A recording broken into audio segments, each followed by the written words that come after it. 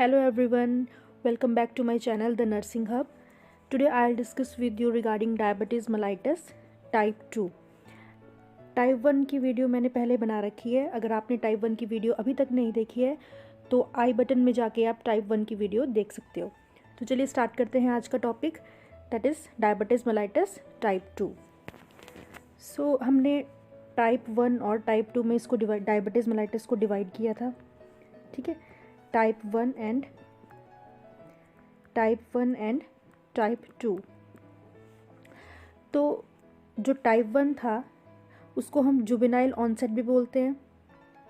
ठीक है, juvenile onset. और जो हमारा टाइप 2 और टाइप 1 को हम जुवेनाइल ऑनसेट इसलिए बोलते हैं क्योंकि ये अर्ली स्टेज में हमारा जो है, जो अर्ली लाइफ हमारी अर्ली स्टेज ऑफ लाइफ में स्टार्ट हो जाता है. ठीक है, और टाइप 2 जो हमारा होता है उसको हम अडल्ट ऑनसेट भी बोलते हैं. ठीक है, अडल्ट ऑनसेट भी बोलते हैं. क्यों? क्योंकि ये हमारे जो लेटर मिडल लाइफ होती है. ठीक है, मतलब it start in the middle और लेट अडल्टहुड, इसीलिए हम इसका जो ऑनसेट है उसको अडल्टहुड में कंसीडर करते हैं. ठीक है, तो ये भी एक क्रॉनिक कंडीशन है जिसमें हमारा जो ब्लड ग्लूकोज लेवल है वो रेज़ कर जाता है. ठीक है, सो हम डिस्कस कर लिया था कि रेज़ क्यों होता है. ठीक है, कि टाइप 1 का क्या रीज़न था रेज़ होने का, टाइप 2 का क्या रीज़न है. टाइप 1 का आपको पता है. अब टाइप 2 का रीज़न क्या था कि हमारी बॉडी जो है इंसुलिन प्रोड्यूस तो कर रही है, लेकिन हमारे बॉडी के सेल्स जो हैं they become less sensitive. Cells भी जो है स्पेसिफिक सेल्स, लाइक जैसे लीवर के सेल्स हो गए हमारे, या फिर हमारे एडिपोज टिश्यू के हो गए. ठीक है, या फिर हमारे कौन से हो गए, मसल सेल्स हो गए. ठीक है, मतलब जिन सेल्स को एनर्जी रिक्वायर होती है वो सेल्स जो है लेस सेंसिटिव हो जाते हैं टुवर्ड इंसुलिन, जिसकी वजह से ग्लूकोज का लेवल हमारे ब्लड में रेज होता रहता है instead of using by the cells. ठीक है, यहाँ तक क्लियर है. अब हम अगर इसके कॉजेज़ का डिस्कस कर लेते हैं. ये तो जस्ट मैंने जो ओवरव्यू था इसका, ये टाइप 1 का और टाइप 2 का, कि ये सेल्स का यहाँ पे आप देख सकते हो कि टाइप 1 में क्या होता है, जो हमारी बॉडी में इंसुलिन प्रोड्यूस ही नहीं हो रही. टाइप 2 में क्या है, इंसुलिन प्रोड्यूस हो रही है. ये जो हमारा लेकिन जो सेल है, सेल के जो रिसेप्टर्स हैं they are not sensitive toward the insulin, जिसकी वजह से ग्लूकोज अंदर नहीं जा पा रहा. ठीक है, ये इसका जस्ट ब्रीफ ओवरव्यू है. नेक्स्ट हम डिस्कस करेंगे इसके main causes of type 2 diabetes mellitus. अब कॉजेज, एग्जैक्ट कॉज तो हम नहीं बोल सकते, लेकिन ये रिस्क फैक्टर में कंसीडर होता है. ठीक है, मेन जो हमारे रिस्क फैक्टर्स हैं रिलेटेड टू टाइप 2 वो कौन कौन से. ओबेसिटी, फर्स्ट हम किसको बोलते हैं कि obesity is the exact risk factor of the type 2 diabetes mellitus. ठीक है, अदर लाइक जैसे किसी को अगर पैनक्रियाटिक डिजीज़ हो तब करके हमारा ग्लूकोज लेवल राइज हो रहा हो, हाई ब्लड प्रेशर. ठीक है, एज, जेनेटिक प्रीडिस्पोजिशन, ये हमारा जो है टाइप 1 का भी जो टाइप 1 है उसका एग्जैक्ट कॉज हमारा जेनेटिक था, जिसके अंदर हमने क्या पढ़ा था, ऑटो इम्यून डिजीज़ पढ़ी थी. ठीक है, स्ट्रेस भी हमारा जो है ग्लूकोज का लेवल इंक्रीज़ कर सकता है. ठीक है, unhealthy food, medicine, certain medicine होती हैं जो जैसे कॉर्टिकोस्टेरॉइड्स होते हैं जो ग्लूकोज का लेवल इंक्रीज़ कर देते हैं. ठीक है, वेरियस मेडिकेशंस होती हैं जिनका साइड इफ़ेक्ट हमारा हाइपरग्लाइसीमिया होता है. नेक्स्ट हो गया हमारा सेडेंट्री लाइफस्टाइल, मतलब सेडेंट्री लाइफस्टाइल की वजह से क्या होगा, ओबेसिटी होगी. ठीक है, जिसकी वजह से हमारा जो है ग्लूकोज का लेवल राइज कर सकता है. So these are some causes. ठीक है, कॉजेज़ के बाद हम डिस्कस कर लेते हैं इसका sign and symptom. Sign and symptom भी इसके जैसे हमने टाइप 1 के साइन एंड सिम्टम पढ़े हैं, सेम वही साइन एंड सिम्टम होंगे इसके. ठीक है, सो डिस्कस कर लेते हैं हम sign and symptom. So first sign and symptom जो हमारे टाइप 1 के हैं सेम वही होंगे. 3 P's हम डिस्कस करते हैं. ठीक है, 3 P's तो होंगी ही होंगी हमारी, पॉलीयूरिया, पॉलीफेजिया, पॉलीडिप्सिया. ठीक है, ग्लाइकोज यूरिया. ठीक है, nausea, vomiting, mental changes, weight loss. ठीक है, ये सारे सिम्टम्स तो हमारे सेम एज इट इज़ जैसे हमारे टाइप 1 के हैं वो सारे सिम्टम्स होंगे. ठीक है, तो इसको हम इतना डिस्कस नहीं करेंगे, हम फर्स्ट वीडियो में जो है कर चुके हैं. ठीक है, सो नेक्स्ट हमारा जो है विल डिस्कस अबाउट इसके असेसमेंट के बारे में डिस्कस कर लेते हैं. असेसमेंट हमारी उसमें थोड़ा हमने सुपरफिशियल किया था, तो यहाँ पे थोड़ा सा उसके बारे में देख लेते हैं असेसमेंट के बारे में. असेसमेंट में हमारा जो normal RBS blood glucose level होता है वो कितना होता है, नॉर्मल हमारा ब्लड ग्लूकोज लेवल कितना होना चाहिए, दैट इज़ 70 to 110 mg/dl. ठीक है, इतना हमारा नॉर्मल होना चाहिए. अब जब भी हम पेशेंट का किसी का ग्लूकोज लेवल हाई हुआ है तो हम उसको फर्स्टली क्या बोलेंगे कि अपनी FBS करवाओ, मतलब फास्टिंग ब्लड ग्लूकोज लेवल जो है चेक करवाओ। तो फास्टिंग का जो नॉर्मल लेवल है वो कितना होना चाहिए? 70। फास्टिंग हम मेनली अर्ली मॉर्निंग करते हैं, मतलब अर्ली मॉर्निंग जब पेशेंट जो है मतलब मिनिमम जो है 8 आवर्स के लिए फास्टिंग पे हो, ठीक है, मतलब उसका स्टमक जो है एम्प्टी हो उस टाइम पे। तो 70 to 110 जो है हम इसका नॉर्मल रेंज आती है हमारी FBS की। अगर पेशेंट का जो है फास्टिंग में FBS 126, ठीक है, 126 mg/dl इससे ज़्यादा आ रहा हो तो हम पेशेंट को डायबिटिक कंसिडर करते हैं, ठीक है। अगर पेशेंट का FBS में सैंपल 120 से अबव आता है तो हम उसको हम किस में कंसिडर करते हैं कि patient might be suffering from diabetes, ठीक है। तो एक इसमें प्री डायबिटिक बोलते हैं हम। प्री डायबिटिक होता है मीन्स जिसका जो सैंपल रेंज है 100 से लेके 125 के बीच में आता है, 100 to 125 mg/dl। उनको हम बोलते हैं कि इनको जो है डायबिटीज़ टाइप 2 होने के रिस्क पे हैं, ये बॉर्डर लाइन पे हैं, ठीक है। तो इनके लिए अलग से जो है गाइडलाइंस है, प्रिवेंशन की गाइडलाइंस है कि कैसे ये अपने आप को टाइप 2 में कन्वर्ट होने से बचा सकते हैं, ठीक है। तो वो हम आगे डिस्कस करेंगे। नेक्स्ट है हम RBS के अब RBS की बात कर लेते हैं। एक RBS है, एक पोस्ट पेरेंडियल है, ठीक है। 1 RBS and 1 is post prandial, ठीक है। RBS and post prandial spelling यहाँ पे पोस्ट पेरेंडियल, ठीक है। तो RBS और पोस्ट पेरेंडियल का जो हमारा लेवल है अगर वो 200 mg/dl से ज़्यादा आता है, ठीक है, जब हम किसी की ब्लड ग्लूकोज चेक करते हैं RBS में या post prandial means minimum 8 hour की फास्टिंग होनी चाहिए पोस्ट पेरेंडियल में, ठीक है। FBS early morning, post prandial minimum 8 hour की फास्टिंग, और RBS मतलब रैंडम कभी भी हम सैंपल ले सकते हैं, ठीक है। तो उसका जो अगर लेवल, ठीक है, उसमें अगर हमारा जो RBS है वो ग्रेटर देन 200 आता है, 200 mg/dl आता है, तो means patient is suffering from diabetes, ठीक है। तो पेशेंट जो है डायबिटीज़ से सफ़र कर रहा है। अब नेक्स्ट हम देख लेते हैं, एक हमारा और होता है मेन, उससे पहले एक और है ओरल ग्लूकोज टॉलरेंस टेस्ट, ठीक है। ओरल ग्लूकोज टॉलरेंस टेस्ट में क्या होता है कि हम पेशेंट को ओरली क्या देते हैं, 75 ग्राम ऑफ ग्लूकोज हम पेशेंट को जो है खाने के लिए देंगे, ठीक है। और पेशेंट को बोलेंगे कि 2 आवर के बाद, 2 घंटे के बाद वो फिर से अपना जो है जो ब्लड ग्लूकोज लेवल है वो असेस कराए, ठीक है। इसमें भी सेम, अगर पेशेंट का जो ग्लूकोज लेवल है वो ग्रेटर देन 200 आता है आफ्टर 2 आवर, ठीक है, 2 आवर के बाद, तो हम पेशेंट को बोलेंगे कि वो उसको जो है डायबिटीज़ होने के चांसेस हैं, ठीक है, या फिर वो डायबिटीज़ मतलब डायबिटिक उसमें फॉल कर रहा है, जो क्राइटेरिया उसमें फॉल कर रहा है, ठीक है। नेक्स्ट है हमारा, एक होता है हमारा HbA1c, ठीक है। इसको बोलते हैं हम ग्लाइकोसाइलेटेड हेमोग्लोबिन, ठीक है, ग्लाइकोसाइलेटेड हेमोग्लोबिन। अब इससे क्या पता लगता है हमें, इससे हम अप्रॉक्स 3 मंथ्स का जो रिकॉर्ड है वो चेक कर सकते हैं अपने ब्लड ग्लूकोज लेवल का। मतलब 3 मंथ्स में हमारा, अगर किसी ने पास्ट 3 मंथ्स का पता करना हो अपना कि 3 मंथ्स में कितना उसका ग्लूकोज लेवल राइज़ किया है, ठीक है, तो वो हम इस मेथड से असेस कर सकते हैं। इसमें इसकी जो नॉर्मल वैल्यू होती है, यहाँ देख लेते हैं, this test measure the percentage of HbA1c in the blood, ठीक है। इससे हमें यह पता लगता है कि अब देखो हमारे ब्लड में क्या होता है, हमारे ब्लड में एक हेमोग्लोबिन होता है, दूसरा ग्लूकोज ट्रेवल कर रहा है। तो अब ये जो ग्लूकोज होता है ये हीमोग्लोबिन के साथ बाइंड कर जाएगा, ठीक है। जितना ये बाइंड करेगा हमें पता लग जाएगा कि इसकी एक वैल्यू है, परसेंटेज में कंसीडर करते हैं, ठीक है, कि कितने % में ये बाइंड किया है 3 मंथ्स के अंदर, ठीक है। जो नॉर्मल है वो लेस देन 5.7 या 6 से लेस होनी चाहिए, उसको हम एक नॉर्मल इंडिविजुअल मतलब नॉर्मल हेल्दी इंडिविजुअल मानते हैं। अगर किसी की परसेंटेज जो बाइंडिंग कैपेसिटी है वो इतनी आ रही है 5.7 से लेकर 6.4 के बीच में, तो हम पेशेंट को बोलेंगे कि ही और she might be suffering from pre diabetic. अगर ग्रेटर देन 6.5 होगी तो हम उसको बोलेंगे कि ये डायबिटिक से सफ़र कर रहा है, ठीक है।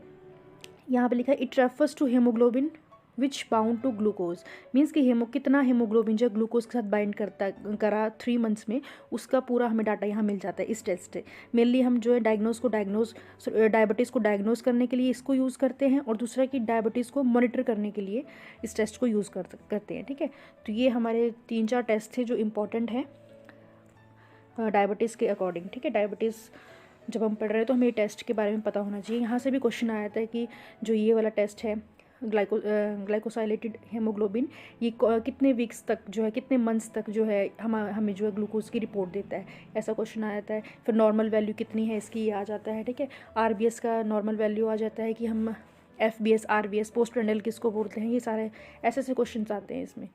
ठीक है, सो नेक्स्ट हम देख लेते हैं, ये हो गया हमारा इसकी असेसमेंट। अब असेसमेंट के बाद हम देख लेते हैं इसकी मैनेजमेंट। ठीक है, अब इसका हम मैनेजमेंट, हमने जो हमारी टाइप 1 थी उसमें तो हमने देख लिए थे कि पेशेंट को हम इंसुलिन देंगे। इंसुलिन के बारे में मैंने बता दिया था आपको कि इसके लिए मैं एक अलग से वीडियो बनाऊंगी, क्योंकि ये टॉपिक थोड़ा बड़ा हो जाएगा अगर हम स्पेशल इंसुलिन को डिस्कस करने लग जाएंगे, कि इसके आगे कॉम्प्लिकेशंस भी बहुत हैं, रूट है, टाइप है, ड्यूरेशन, बहुत कुछ आता है। इसको हम बाद में डिस्कस करेंगे। ठीक है, तो हम अब टाइप 2 की मैनेजमेंट देख रहे हैं। टाइप 2 में हम क्या देखते हैं, कौन सी इसमें आएंगी, हमारी ओरल हाइपोग्लाइसीमिक ड्रग्स, या इसको बोलते हैं हम एंटी डायबिटिक ड्रग्स आती हैं इनके अंदर।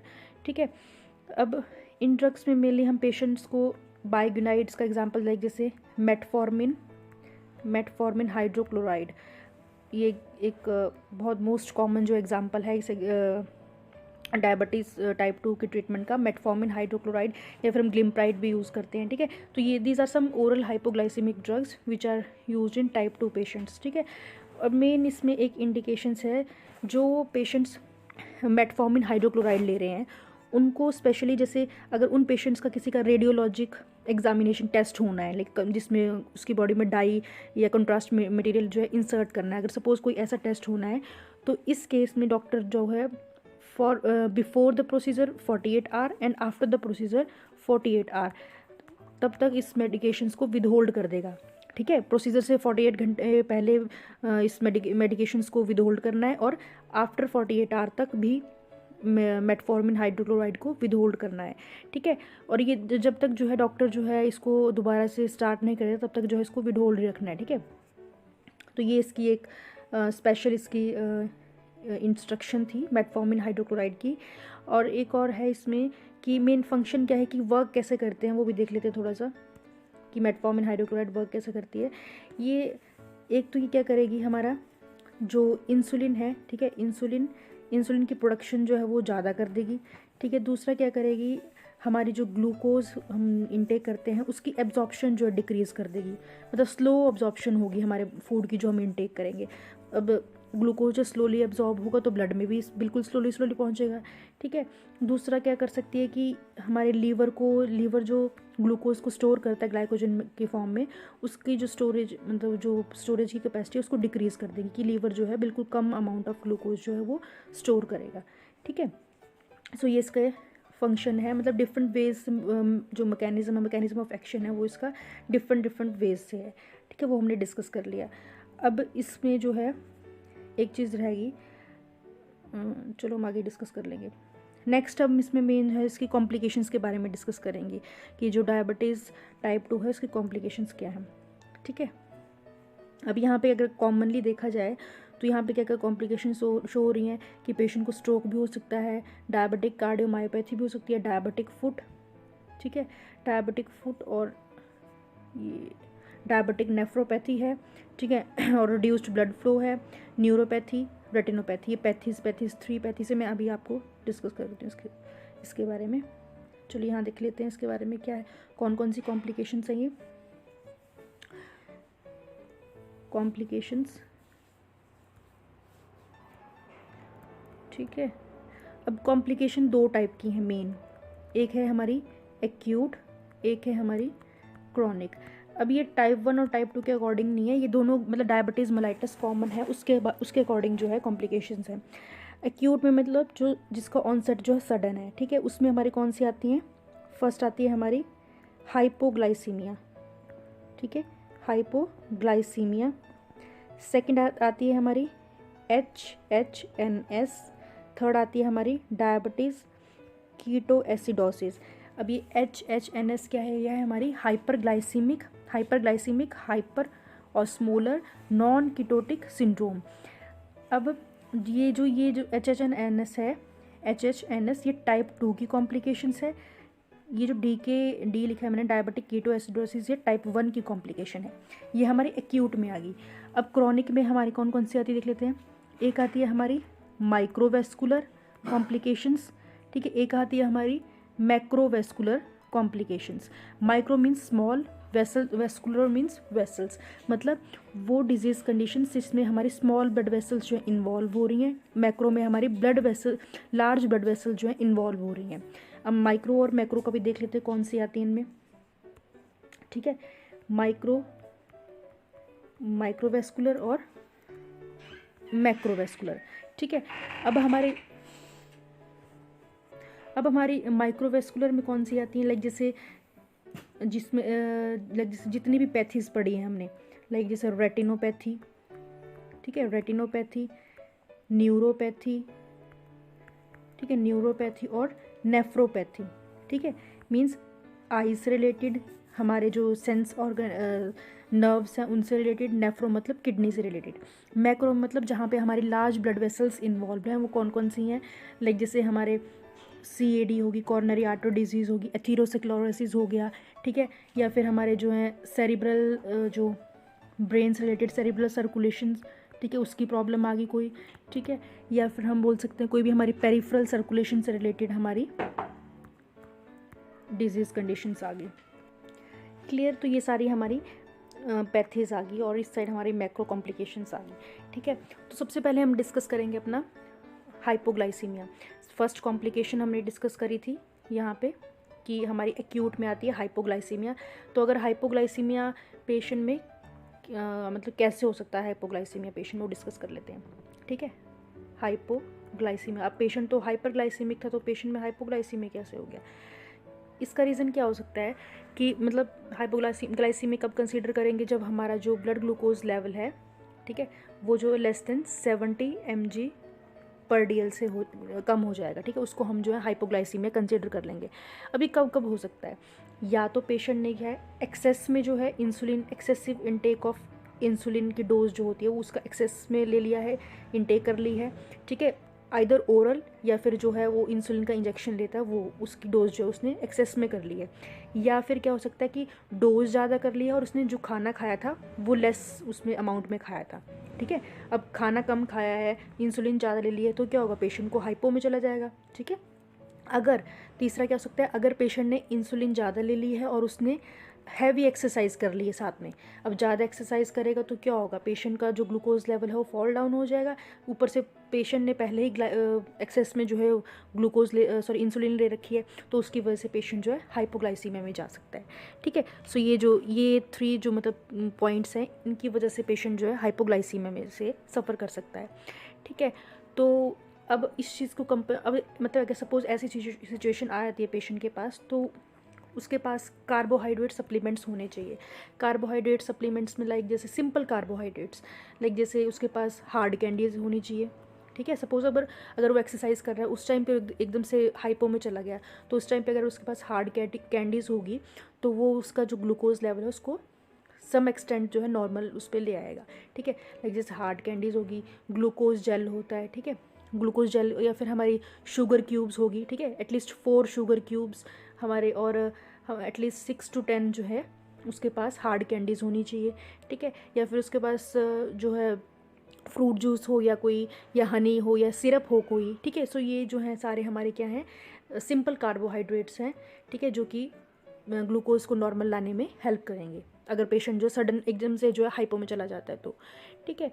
अगर सपोज़ हमारे पास पेशेंट आ गया है, एकदम से हम कहीं जा रहे हैं और हमें पेशेंट मिल गया, और ऐसी सिचुएशन है कि हमारे पास वहाँ पे कुछ भी नहीं है, तो हम क्या करेंगे, उस पेशेंट का क्या, ना ही हमारे पास ग्लूकोमीटर है वो भी एब्सेंट है, हमारे पास नहीं है, तो हम जो है पेशेंट के साइन एंड सिम्टम असेस करेंगे उस टाइम पे फटाफट कि पेशेंट को जो है हाइपोग्लाइसीमिया के कौन कौन से साइन एंड सिम्टम शो हो रहे हैं। एक तो पेशेंट को डायफोरोसिस होगा, ठीक है, पेशेंट जो है एक्सेस में हंगर होगी, उसको पेलर स्क्रीन, शेकीनेस फील करेगा पेशेंट की बॉडी, ठीक है, और पाल्पिटेशंस होंगी, स्वेटिंग होगी, टकीकार्डिया, ट्रेमर्स, ये सारे जो है पेशेंट के जो हाइपोग्लाइसीमिया की सिम्टम्स है। तो उस टाइम पे हमने पेशेंट को क्या करना है, 15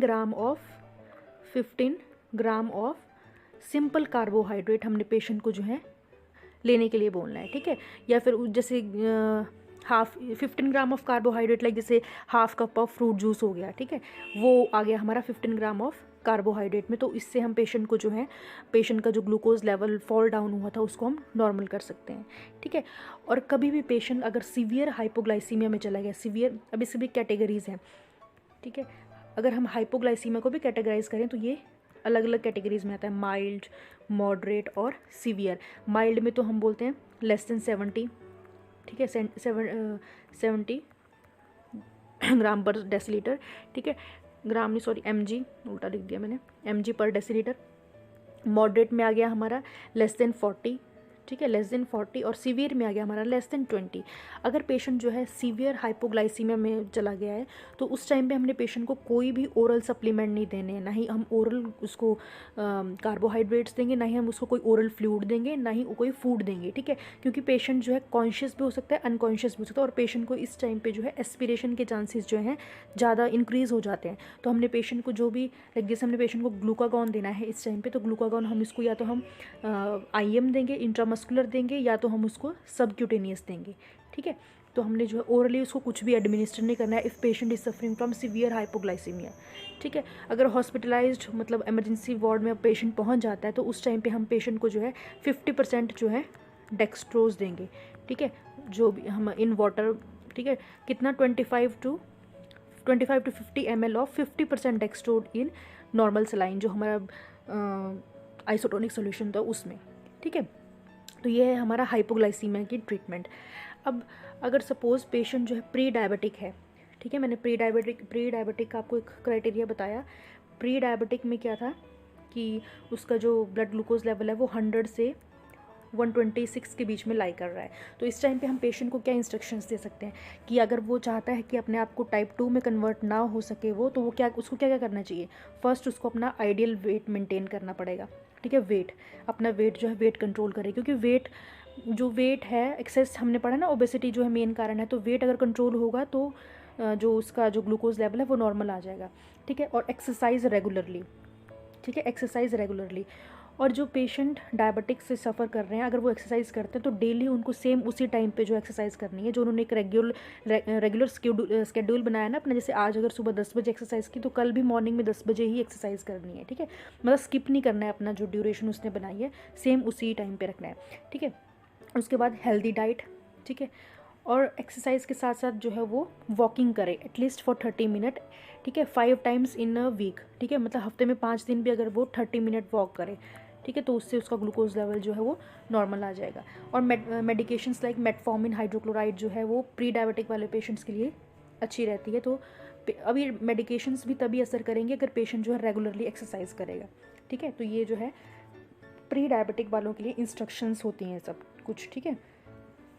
और अगर कोई इंस्ट्रक्शंस लाइक जैसे ये तो प्री डायबिटिक वाला है कि वो 2 में कन्वर्ट ना हो जाए। अगर पहले से कोई 2 वाला है, डायबिटिक 2 वाला है, उसको क्या इंस्ट्रक्शंस देंगे, उसको हम ये देंगे इंस्ट्रक्शन कि एक तो पहले अपना वेट मेंटेन करके रखे, ठीक है, और दूसरा है अपना जो ग्लूकोज लेवल है उसको मॉनिटर मतलब उसको कंट्रोल में रखे, ठीक है, to keep the glucose level in under control, ठीक है। और ताकि ये किस लिए कर रहे हैं, ताकि हम फर्दर कॉम्प्लिकेशंस को, जो भी उसकी कॉम्प्लिकेशंस है, हार्ट रिलेटेड कॉम्प्लिकेशंस है, उनको अवॉइड कर सकें। लाइक जैसे हाई BP ना हो जाए, ठीक है, LDL का लेवल जो है इंक्रीज़ ना हो जाए, कोलेस्ट्रॉल का लेवल इंक्रीज़ ना हो जाए। इन चीज़ों को प्रिवेंट करने के लिए हम डायबिटिक वाले पेशेंट्स को ये इन इंस्ट्रक्शंस के लिए फॉलो करने के लिए बोलते हैं। और सिगरेट स्मोकिंग को अवॉइड करने को बोलना है, ठीक है, ओबेसिटी को रिड्यूस करने को बोलना है। और टाइम टू टाइम आई वाले डॉक्टर के पास, जो आई स्पेशलिस्ट होते हैं उनके पास विजिट करें, क्योंकि हम आगे जो हमने पढ़ी ना माइक्रोवेस्कुलर कॉम्प्लिकेशन है, रेटिनोपैथी पढ़ा है उसमें, तो रेटिनोपैथी एक कॉम्प्लिकेशन था टाइप 2 की, नॉट टाइप 2 की, डायबिटीज़ की है वो, इटसेल्फ डायबिटीज़ अकेली की है, ठीक है। तो पेशेंट को बोलना है कि टाइम टू टाइम जो है आई के डॉक्टर्स के पास विजिट करें, साथ में जो फुट के स्पेशलिस्ट होते हैं, ठीक है, उनके पास भी विजिट करें, क्योंकि हमने न्यूरोपैथी हमने एक कॉम्प्लिकेशन पढ़ी है, उसके केस में डिस्कस कर लेंगे आगे, ठीक है। तो ये हमारी जो है ये सब इंस्ट्रक्शंस हैं फॉर द डायबिटिक पेशेंट, ठीक है। अब अगर हमने किसी पेशेंट को टीचिंग देनी हो रिगार्डिंग फुट केयर, ठीक है, चलो फुट केयर से पहले हम और डिस्कस कर लेते हैं। ये टॉपिक एक्चुअली बहुत वास्ट है, ठीक है, कहीं ना कहीं से कोई ना कोई पॉइंट निकल के आ ही जाता है, ठीक है। अब मेडिकेशंस की बात की थी, हमारे बीच में कुछ मेडिकेशंस छूट भी गई हैं, तो हम एक बार देख लेते हैं। मेडिकेशंस में हम पेशेंट को क्या दे रहे, पेशेंट को हमने एक तो ओरल हाइपोग्लाइसेमिक ड्रग्स दे दी, दूसरा हम पेशेंट को क्या देंगे, पेशेंट को हम फ्लूइड जो है एडमिनिस्टर करेंगे, क्योंकि पेशेंट जो है डिहाइड्रेशन से सफ़र कर रहा था, डिहाइड्रेशन एंड एसिडोसिस थे, इसलिए हम पेशेंट को जो है फ्लूइड जो है एडमिनिस्टर करेंगे। तो हमने पेशेंट को जो है, पेशेंट की 3 चीज़ें मॉनिटर करनी है हमने टाइम टू टाइम, एक पोटाशियम, एक ग्लूकोज, ठीक है, और दूसरा हमने पेशेंट का ICP इंट्राक्रेनियल प्रेशर भी मेज़र करना है। ये तीन चीज़ें हमने जो है टाइम टू टाइम पेशेंट की मॉनिटर करनी है। ग्लूकोज हम कब कब करेंगे, मील खाना खाने से पहले, खाना खाने के बाद, ठीक है। जब भी पेशेंट अगर कोई एक्सरसाइज कर रहा है, ठीक है, तो उसने जो है अपना ग्लूकोज 3 टाइम जो है मॉनिटर करना है, during the exercise, before the exercise, during the exercise and after the exercise, ठीक है। और मील लेने से पहले और मील लेने के बाद जो है, जब भी उसने मील लेनी है तो हमने जो है ग्लूकोज लेवल मॉनिटर करना है, ठीक है। पोटाशियम का हम इसलिए कर रहे हैं क्योंकि हमें पता था पेशेंट को जो है हाइपर कैलेमिया हो गया था, और जो एक्सेस यूरिनेशन होने के कारण पोटाशियम जो डिप्लीट भी होना स्टार्ट हो गया था। तो इस केस में हम पोटाशियम पेशेंट को जो है डाइल्यूटेड पोटाशियम जो है एडमिनिस्टर करेंगे, ठीक है, डाइल्यूटेड पोटाशियम एडमिनिस्टर करेंगे पेशेंट को, ठीक है, ताकि पेशेंट को जो है ये एनायन का और कैटायन का जो इम्बैलेंस हो रहा है वो ठीक हो जाए। अब ICP पेशेंट का कैसे बढ़ा हुआ है ये भी देख लेते हैं। ICP के तो हमें, बाकी तो हमें पता है, ICP का पता नहीं कैसे बढ़ा, इसको डिस्कस कर लेते हैं। अब जब पेशेंट को हमने पढ़ा था, एक कॉम्प्लिकेशन पढ़ी थी डायबिटिक कीटो एसिडोसिस, ठीक है, DKA, ठीक है। इस केस में क्या होता है, जब हम पेशेंट को, इस केस में क्या हुआ, पेशेंट की ग्लूकोज लेवल बढ़ा हुआ था, तो हमने पेशेंट को क्या दिया, इंसुलिन दिया, ताकि वो इसका लेवल जो है, ग्लूकोज का लेवल डिक्रीज़ कर सके, रेज हुआ है उसको डिक्रीज़ कर सके। तो इंसुलिन देने से क्या हुआ, इमीडिएटली पेशेंट का जो है रैपिडली क्या होगा, रैपिडली पेशेंट का जो ग्लूकोज लेवल है फॉल डाउन कर जाएगा। वो इतनी जल्दी फॉल डाउन कर जाएगा कि तो जो हमारा ब्रेन है वो इक्विलिब्रियम नहीं मेंटेन कर पाएगा हमारी बॉडी का, ठीक है, क्योंकि एकदम से पहले जो ब्लड का ग्लूकोज लेवल है वो राइज़ हुआ, फिर इमीडिएटली वो फॉल डाउन हो गया। तो ब्रेन जो है इन दोनों चीज़ों के बीच में जो है बैलेंस नहीं मेंटेन कर पाएगा, जिसकी वजह से क्या होगा, ठीक है, जिसकी वजह से क्या होगा, जितना भी हमारा वाटर जो है वो ब्लड के अंदर प्रेजेंट था, वो सारा कहाँ पे आ जाएगा, हमारा जो CSF फ्लूइड होता है उसमें सारा वाटर कहाँ शिफ्ट हो जाएगा, CSF फ्लूइड के अंदर शिफ्ट हो जाएगा, जिसकी वजह से हमारा जो है सेरिब्रल एडीमा हो जाएगा। सेरिब्रल एडीमा होगा तो ऑब्वियसली हमारा जो ICP है वो इंक्रीज़ हो जाएगा, ठीक है। तो हमने पेशेंट को टाइम टू टाइम किस लिए असेस करना है, एक तो हमने पोटाशियम का लेवल चेक करना है टाइम टू टाइम, एक हमने ग्लूकोज का, और दूसरा हमने ICP चेक करना है पेशेंट्स का, ठीक है। इतना हो गया हमारा। अब हम उसका देख लेते हैं कि फूड केयर के लिए हम कौन कौन सी एक पेशेंट को हेल्थ एजुकेशन दे सकते हैं, ठीक है। फूड केयर के लिए हम पेशेंट को सबसे पहले बोलेंगे कि डेली अपने जो है फीट को जो है केयर प्रोवाइड करें, ठीक है। फीट केयर वो दोनों को फीट केयर करे अपनी, और जो है डेली इंस्पेक्ट करे अपने फीड्स को, ठीक है। इंस्पेक्ट करेगा डेली, तो अगर कोई उसको सपोज कोई रेडनेस हो जाती है, कोई स्वेलिंग हो जाती है, या कोई वहाँ पे स्किन इंटीग्रिटी ब्रेक होगी, तो इमीडिएटली जो है फिजिशियन को नोटिफाई करे, ठीक है। और उसको पेशेंट को ये बोलना है कि हम वो थर्मल इंजरी से खुद को प्रिवेंट करें। अब थर्मल इंजरीज कौन सी होगी, लाइक जैसे जो हीटिंग पैड होते हैं उनको टच नहीं करना है, हॉट वाटर से जो है बाथ नहीं लेना है, अपने हैंड वॉश नहीं करने हैं, फीट वॉश नहीं करने हैं, ठीक है। तो ये हम पेशेंट को अवॉइड करने को बोलेंगे। उसके बाद हम पेशेंट को बोलेंगे कि कभी भी जो है क्रॉस लेग नहीं बैठना है, ठीक है, नेवर सिट या do not cross the legs, और कभी भी जो है टाइट गारमेंट्स नहीं पहनने, क्योंकि इससे क्या होगा, जो ब्लड वेसल्स होंगी वो कंस्ट्रिक्ट हो जाएंगी, तो ब्लड फ्लो भी जो है वो डिक्रीज़ हो जाएगा, ठीक है। उसके बाद हमने पेशेंट को बोलना है कि अपने जो फीट्स हैं वहाँ पे मॉइस्चराइज़र अप्लाई करके रखें, ठीक है, अप्लाई करके रखना है। और कभी भी जो है बेयर फुट वॉक नहीं करना है, ठीक है, बेयर फीट जो है उसने वॉक नहीं करना है। साथ में हमने पेशेंट को बोलना है कि अपने शूज़ को भी टाइम टू टाइम जो है इंस्पेक्ट करना है कि कहीं वो आगे से टीयर तो नहीं है। अगर टीयर हो गए होंगे तो क्या होगा, अंदर कोई भी फॉरेन ऑब्जेक्ट शूज़ के अंदर चला जाएगा और वो इंजरी कॉज कर देगा। ठीक है, उसके बाद ओपन टोड शूज़ तो कभी पहनने नहीं है। ठीक है, सेम अगर पेशेंट को जो है सॉक्स पहनने के लिए जो है पेशेंट को एडवाइस करना है और डेली जो है सॉक्स जो है वो चेंज करनी है। ठीक है, उसके बाद अगर जो पेशेंट को बोलना है कि जो उसके टो नेल हैं उनको जो है राउंड में नहीं कट करना, उनको स्ट्रेट में कट करना है। ठीक है, after that time to time जो है फॉलोअप के लिए जो है अपने फिजिशियन के पास आते रहना है। ठीक है, सो ये सारी जनरल इंस्ट्रक्शन थी जो हम पेशेंट को जो है टीच करते हैं, जो एज ए हेल्थ एजुकेशन जो हम पेशेंट को बताते हैं। ठीक है, अब हमारा एक टॉपिक रह गया, इसमें हमारा रह गया कॉम्प्लिकेशंस जो पढ़ी थी हमने, माइक्रो और मैक्रो। ठीक है, तो माइक्रो में हमने पढ़ी थी रेटिनोपैथी। रेटिनोपैथी में क्या होता है कि जो स्मॉल ब्लड वेसल्स होती हैं, ठीक है, small blood vessels which are supplying to the retina of the eye, वो वहाँ पे नई स्मॉल एनोरिज्म होना स्टार्ट हो जाता है। ठीक है, एनोरिज्म होने से क्या होगा, वो टाइनी ब्लड वेसल्स जो है रप्चर हो जाएंगी। रप्चर होने की वजह से क्या होगा, वहाँ पे ब्लीडिंग होना स्टार्ट हो जाएगी, जिसकी वजह से पेशेंट को जो है लॉस ऑफ विजन भी हो सकता है, ब्लड विजन हो सकता है। ठीक है, डिप्लोपिया हो सकता है। तो पेशेंट को टाइम टू टाइम जो है जो आई स्पेशलिस्ट होते हैं उनके पास विजिट करना चाहिए। ठीक है, उसके बाद हमारे पास है नेक्स्ट है न्यूरोपैथी। अब न्यूरोपैथी में हमने क्या पढ़ा था, न्यूरोपैथी में क्या होता है, मेनली सबसे पहले जो पेशेंट की जो नर्व्स हैं उनकी सेंसेशन जो है वो ख़त्म होना स्टार्ट हो जाती है। मेनली जो सबसे पहले कहाँ से स्टार्ट होगी, लेग से स्टार्ट होगी। लेग्स के बाद हमारे फीट की तरफ आएगी वो सेंसेशन। ठीक है, पहले लेग्स की सेंसेशन जो है ख़त्म होना स्टार्ट होगी, फिर उसके बाद जो फिंगर पेरिफेरी की एक्सट्रीमिटीज़ होती है यहाँ के सेंसेशन जो है ख़त्म होना स्टार्ट हो जाएगी, जिसकी वजह से पेशेंट को आगे फुट अल्सर होने के चांसेस होते हैं। ठीक है, फुट अल्सर हो जाएंगे तो सेंसेशन नहीं रहेगी, तो और वो हील ही नहीं कर पाएंगे। ठीक है, उसके बाद हम कौन सी पैथी है हमारी, नेफ्रोपैथी। नेफ्रोपैथी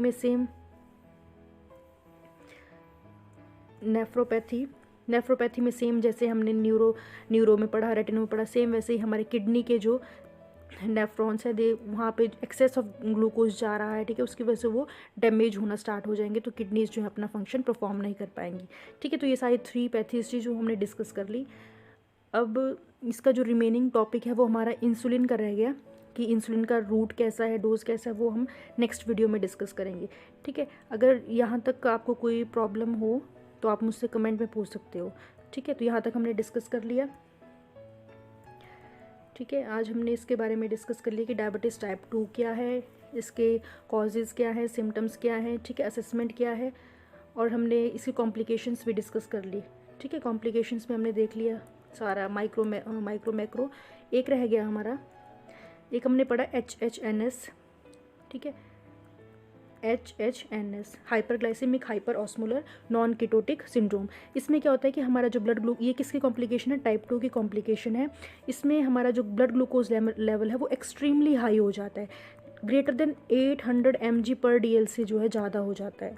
ठीक है, अब इसमें बाकी सारे सिम्टम्स जो है सेम रहेंगे, बट यहाँ पे हमारी बॉडी क्या है, कीटोन बॉडीज़ जो है नहीं प्रोड्यूस करेंगी। क्यों नहीं प्रोड्यूस करेंगी, क्योंकि हमारी बॉडी में इतनी इंसुलिन प्रेजेंट होती है जो हमारे फैट्स और प्रोटीन्स के ब्रेकडाउन को प्रिवेंट कर सकती है, तो कीटोन बॉडीज़ नहीं बनेंगी।